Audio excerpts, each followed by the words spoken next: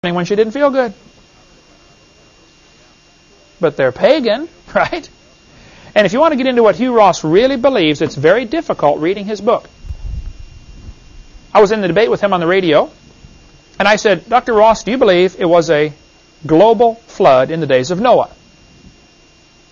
He said, I believe the Bible, and I believe it was a universal flood. I said, what do you mean by that, Dr. Ross?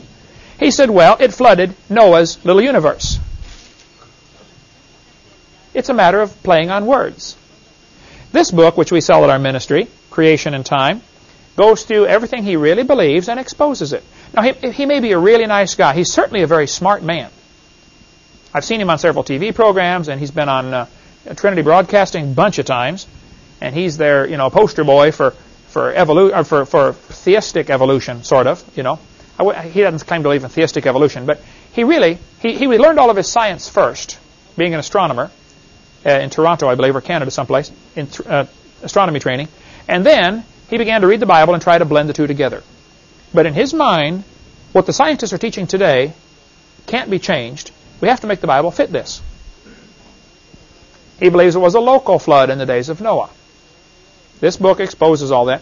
But when you get people who claim to be Christians that are going around saying the earth is billions of years old, there's going to be a division. The Southern Baptist Church today is split down between the liberals and the conservatives over basically one question. Is the Bible the Word of God? And the reason they're fighting over that question is primarily over one other question. How old is the earth? If the earth is only 6,000 years old, like this book clearly teaches, well, then evolution can't be true. Not enough time.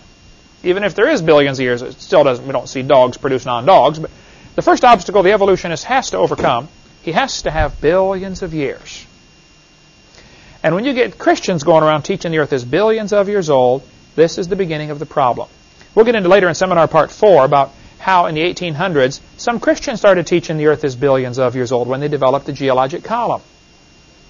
The scientists stood up against Darwin.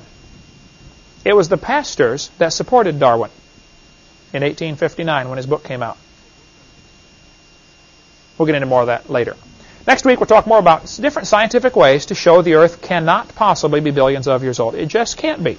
And I think this is crucial, because if you nail it down, the earth is young, it's not billions of years old, then the argument's over. It's over. You win it in the first round. All right? See you next week.